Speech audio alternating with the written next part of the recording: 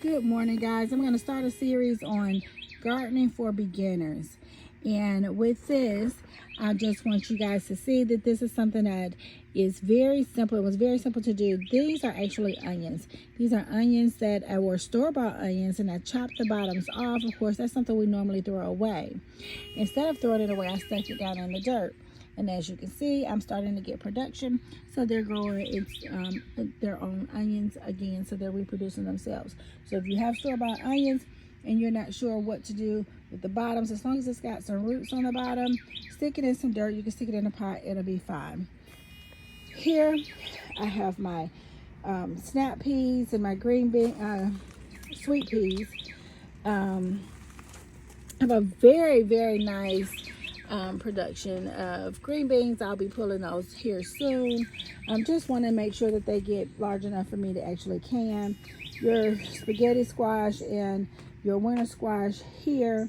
Of course, I'm going to get some taller cages because these do actually vine up, and so I've decided to go ahead and cage them like I did their sister plants over here. In here I did put a little deal, planted it from seed, so he's a little bit small, but that's okay because eventually he'll grow up and he will protect the harvest from insects and things like that. Of course, you know, your marigolds and things. There's a lot of natural repellents. I have been using neem, which is great. This is another form of a zucchini, and I'm very, very excited about this particular zucchini because I have not had this breed before, and I think that it looks so awesome and interesting, and I'm hoping that it tastes as good as it looks. Just remember, whenever you have those yellowing leaves, to come through and prune those off, because you don't want them sucking the energy out of the plant, because the plant will work hard to try to revitalize it, and it's just not going to happen. So these are your male flowers. With the male flower, as you can see, it has the little pistil that's sticking out in the center. So you'll see numerous male flowers that will pop out, and it's a good thing. Because you need those for your female flowers. Your female flowers has the fruit on it. And when you catch a female flower open, I have started self-pollinating so that I could ensure that I do receive a much better harvest, because if it doesn't pollinate, this is a prime example of one that did not get a chance to pollinate. So it will not grow because it never pollinated. So that's pretty much gone. It was one I guess I missed in the process. So I'm gonna go through here and get these yellowing leaves off so that they will take or give back some of the nutrients that's needed. But you'll see that there are several zucchinis that are down in here that are coming along fairly nicely. And then of course, you know, I have the trellis here. This one will be trellising here soon. This is another one of those zucchini plants, and here's another one of that particular breed that did not get it pollinated. So if it doesn't pollinate, it does not grow, just the same as the natural production of life. Now here's one, and he has grown tremendously, and I'm super excited about the growth of this one. He's very, very vibrant. So waiting on that to see the production with this. Pickling cucumbers, and what'll happen is I did separate these from my regular cucumbers just so that I wouldn't be confused about any of them. But eventually, of course, I'll move my chair, I rest there. But eventually I'll get it to trellis on to this trellis, and it'll climb up, and the cucumbers will just hang down. Marigolds, it's the largest I've ever seen marigolds grow and yet to flower, but they're marigolds. I started them from seed. Everything that you see here has been seeded. There's nothing that was store-bought. Everything is from seeds that I grew on my own. This is my beefy tomatoes. You see the beefy tomatoes.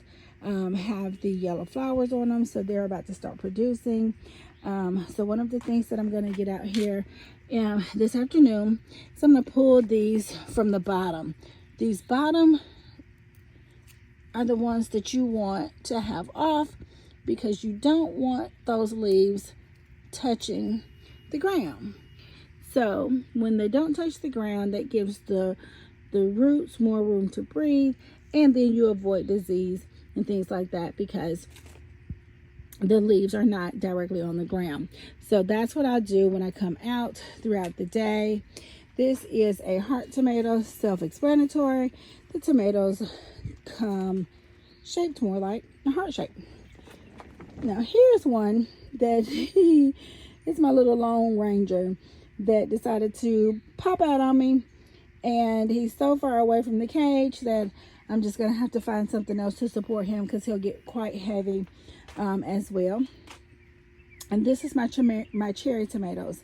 The cherry tomatoes are super hardy this year, and believe it or not, all three of these I have actually thinned out and put some outside, but they're still very hardy. Of course, it has the marigolds in here. There's some dill over there that has grown a very nice size, and I love pulling fresh dill. And of course, I have my garlic in there. Those are very nice deterrents. My spices. Now here you'll see where I've let some overgrow, but this is where you get your seeds from. And so instead of me constantly buying seeds, I'm finding ways of reproducing and allowing my garden to start, you know, reinstating itself. These are regular cucumbers, and you can see it's got plenty of flowers. The trellis got quite heavy, so I had to zip tie it and pull it back some so that it's able to support the weight of the production of the fruit. And a nice bunch of collard greens. So today I'm going to come and pick some collard greens, because that's what Trinity has asked for, some neck bones and collard greens. So Mama's going to do that for her. Back here we have some acorn squash. And so with the acorn squash, it will vine up as well. And so I'll find a way to attach it like I did last year, where I'm going to simply use the framing of the greenhouse. And here is the potatoes. My potatoes, they're growing up nicely. They're starting to die off. That's when you know that they're getting close to harvesting time. And then I have some fresh sprouts down there, which is nice as well. So we'll let these die off. Plenty of sage. I don't use it a lot to cook with, but it is a very good deterrent of other insects and things like that. So it's a very good repellent there. And then you have your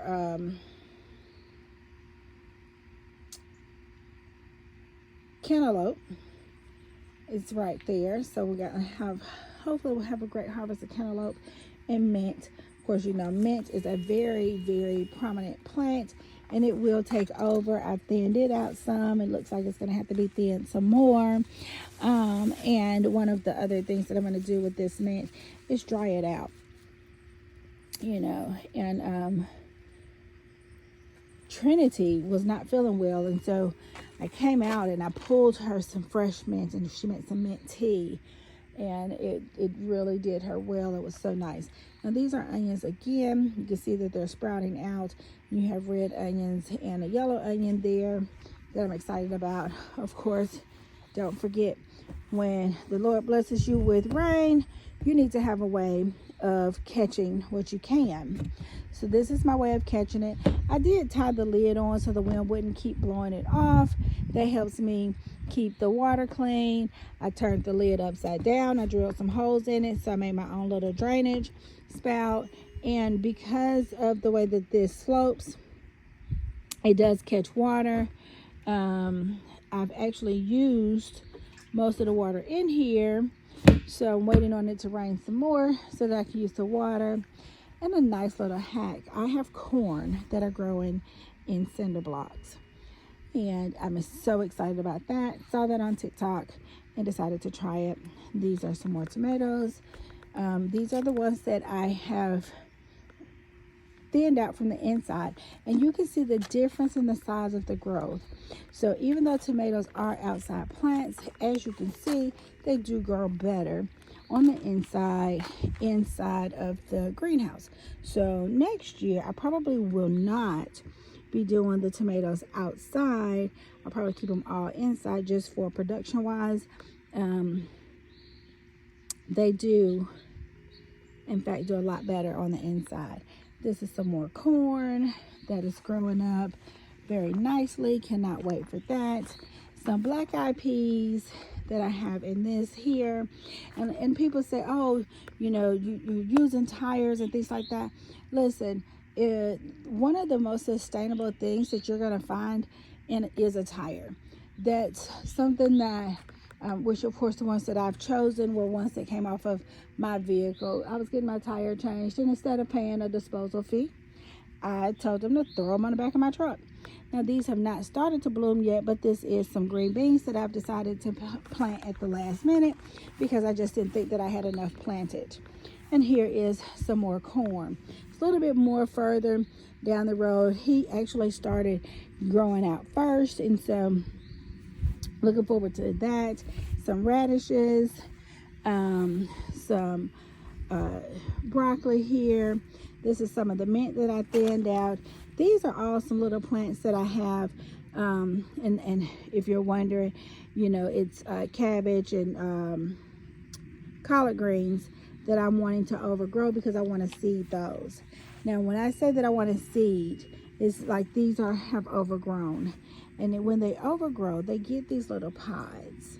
And these little pods are seed pods. So now this, where I have the turnips, are now going to be reproductive for me because they have the seed pods on there. And I'll still be able to eat the turnips on the bottom, which is what I've been doing. I'll pull them and I'll chop up a turnip, make me some stir fry.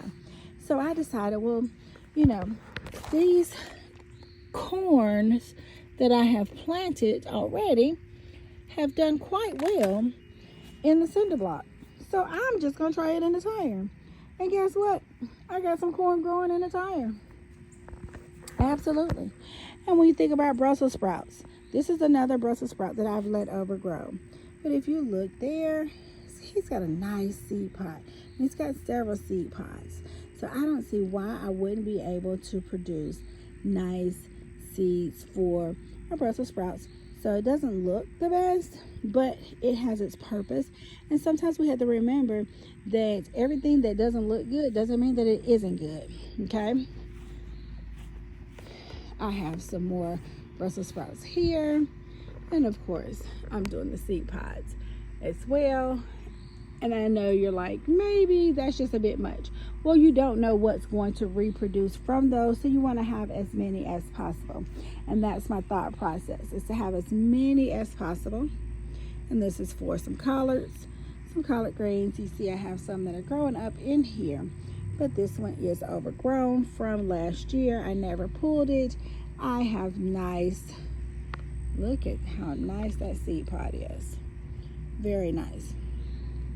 So that's going to be my thing, is if I can plant my seed pods. Of course, I love garlic. I love garlic. And again, it's a natural deterrent. So got a row of garlic there, but that's all going to be collard greens in there. And then my okra. So this year I've planted more okra. Last year I only had four stalks of okra. And this year, I think I have maybe 17 or so that are growing in. So I have plenty of okra. We actually ran out, and I do like to can the okra. So, again, gardening for dummies. These are, or I'm not going to say dummies, I'm going to say beginners, because I am very much a beginner. This is my second year, but I have had very great success. And it's so simple. You just have to know what, you know, little natural things to do. I use Epsom salt to help with my soil. I use the neem oil to help with the bugs, and so I just spray that on. I use coffee grinds, and so here's the thing, you know, you leave these things out here. I leave them in my greenhouse simply because I want it to be accessible. If I forget to do it, it's right here to remind me. I don't do it constantly, at least once a month, where I'm putting the Epsom salt. Bananas and onions soaked in water, banana peels and onions soaked in water are also great ways of neutralizing and fertilizing your soil as well. So that's my gardening so far, guys. Super duper excited about the harvest. Cannot wait to show you more.